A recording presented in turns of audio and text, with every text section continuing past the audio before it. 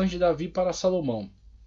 Sê forte, seguirás Yahvé teu Deus, observando seus mandamentos, normas e testemunhos, conforme escritos na lei de Moisés, a fim de seres bem-sucedido em tudo que empreenderes e em todos os seus projetos, para que Yahvé cumpra a promessa que fez, dizendo: se os teus filhos conservarem boa conduta, caminhando com lealdade diante de mim, de todo o seu coração e de toda a sua alma, jamais te faltará alguém no trono de Israel.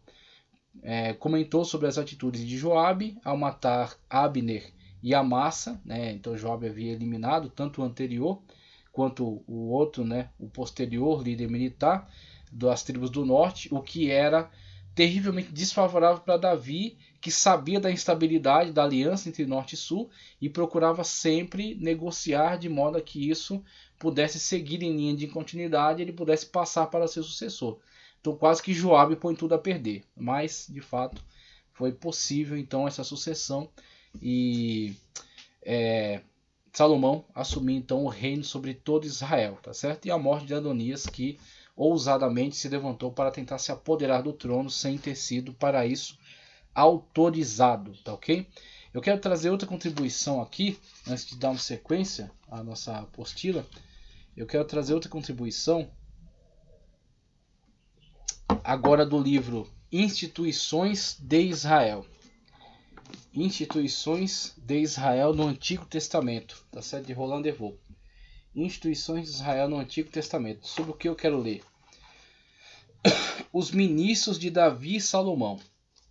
Quero ler acerca da administração da Casa Real, tá certo? Como é que se dava essa administração. Então Roland Devaux vai nos trazer importantes informações acerca da gestão de Israel nesse período.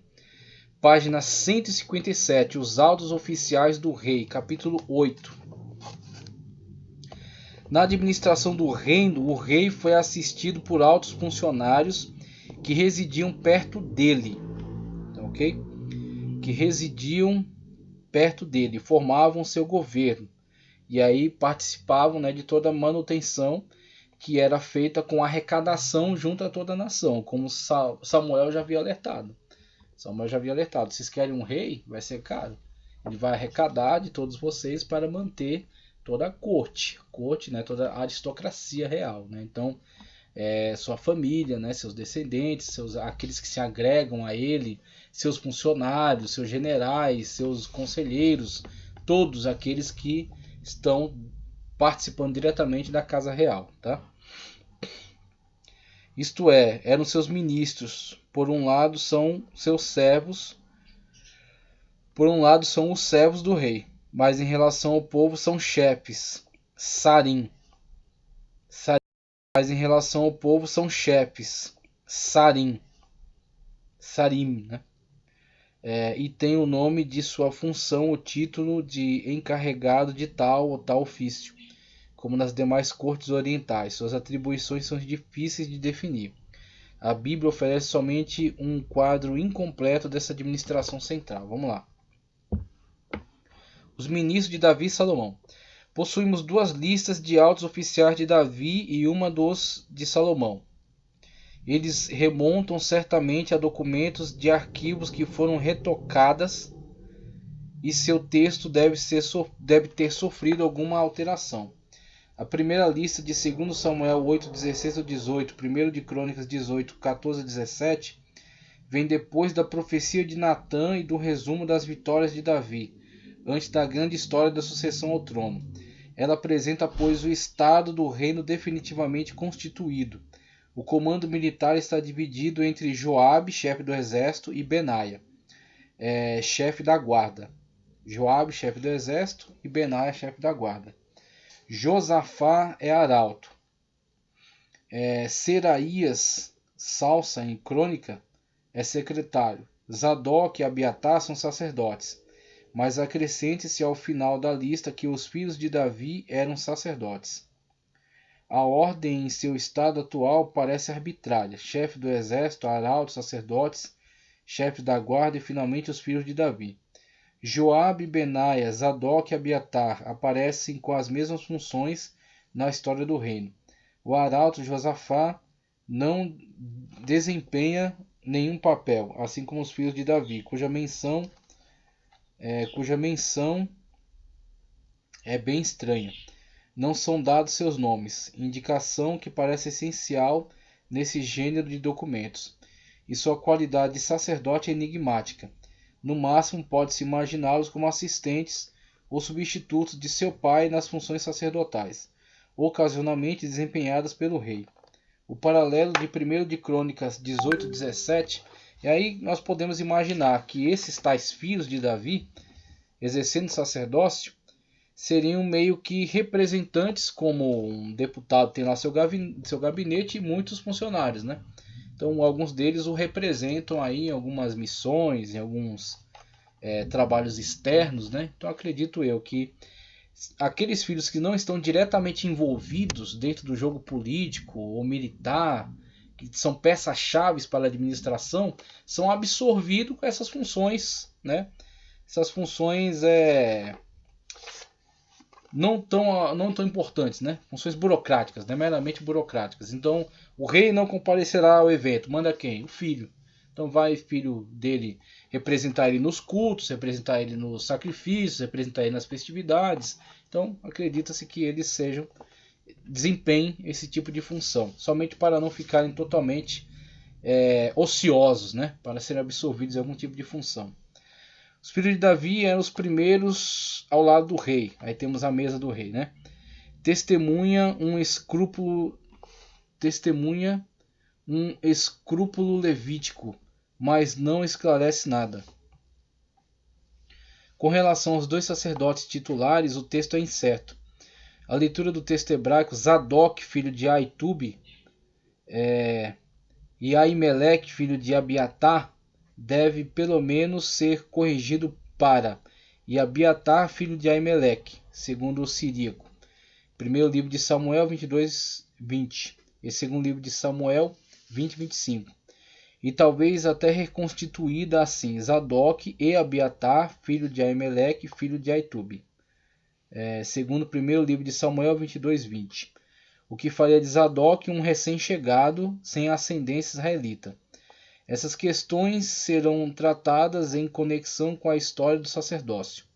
Aqui basta notar que os chefes do culto são contados entre os funcionários reais.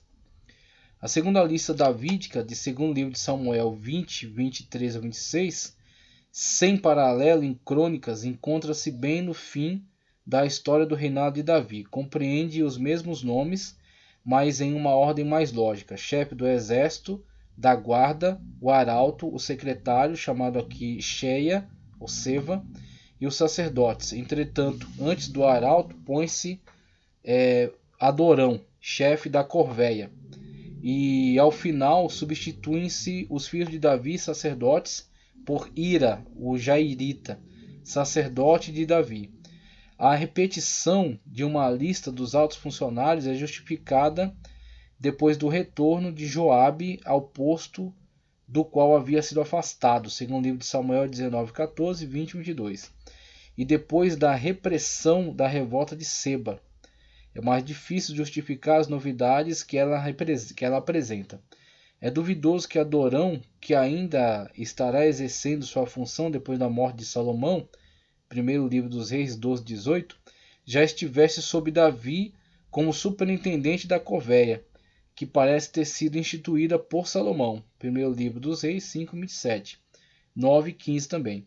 A menção de um sacerdote de Davi junto com Zadok e Abiatar é obscura, e o tal Ira, o Jairita, poderia ser, segundo uma leitura do texto grego, um duplo de Ira, o Jairita, um guerreiro de Davi.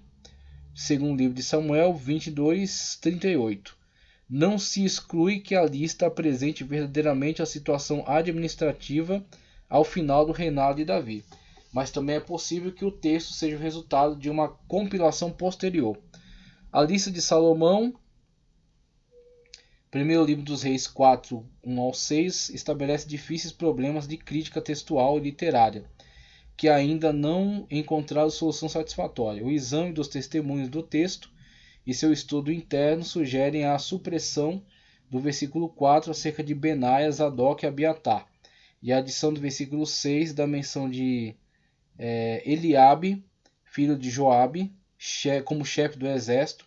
Ficaram, pois, mesmo que com nomes próprios, frequentemente incertos, os seguintes: o sacerdote Azarias, filho de Zadok, os secretários Elioref ou Eliafe e Aías, filho de Cisa, evidentemente o secretário de Davi, o arauto Josafá, o chefe dos prefeitos Azarias ou Adonias, filho de Natã, o amigo do rei Zabude ou Zacur, um outro filho de Natã, ao qual uma glossa acrescenta o título de sacerdote, o administrador do palácio Aiachar, tá certo? Ou Aías, ou seu irmão, sem patronímico, o chefe do exército Eliabe, filho de Joabe, o chefe da corveia Adonirão, ou Adorão, filho de Abda.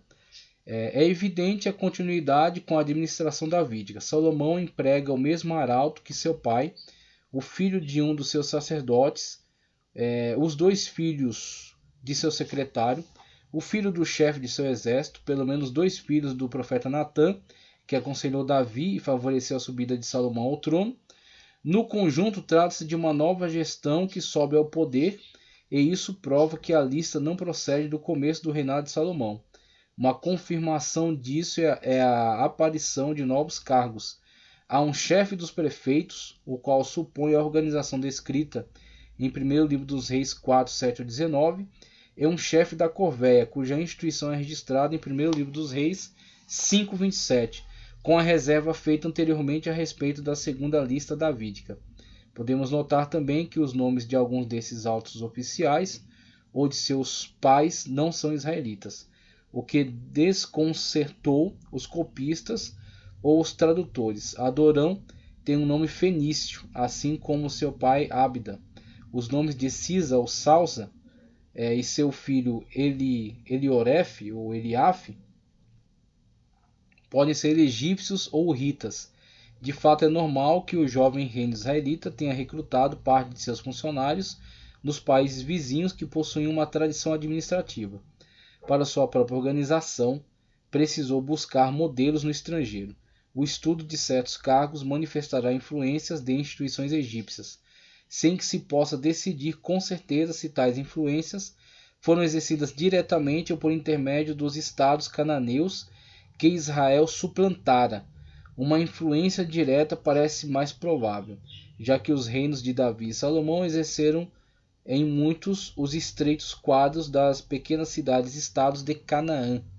O amigo do rei, que tem um título essencialmente honorífico e provavelmente de origem egípcia, bem pode ser um intruso nessa lista de funcionários. A função do chefe do exército e do chefe da guarda será estudada com instituições militares. O chefe dos prefeitos e o chefe da corveia serão apresentados ao estudarmos os serviços que eles dirigiam. Aías, eles não aparecem mais depois de Salomão. Ficam, pois, 3 ministros cujos cargos se mantiveram até o final da monarquia, e são citados em conjunto em uma circunstância importante: o ataque de Senaqueribe, no ano 701, segundo livro dos Reis 18, o administrador do palácio, o secretário e o arauto. Os 3 merecem um estudo especial. Muito bem, então temos aí, somente para a gente ter uma ideia, tá, acerca de como a administração vai se tornando complexa. Desde a primeira situação de Saul, mesmo que ele aponta aqui algumas dificuldades de entendimento, né? Mas desde a administração de Saul, quando está começando uma unificação e uma formação de um reino de fato, até Davi, onde começa uma grande expansão, uma consciência nacional, uma consciência de unificação, mesmo com reservas, né? Sabendo que as 10 tribos do norte a qualquer momento podem propor uma separação, uma divisão.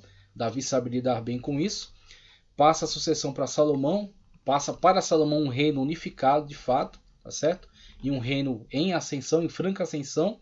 E com Salomão você tem a instituição de novos cargos e ainda o aproveitamento de estrangeiros dentro da administração monárquica.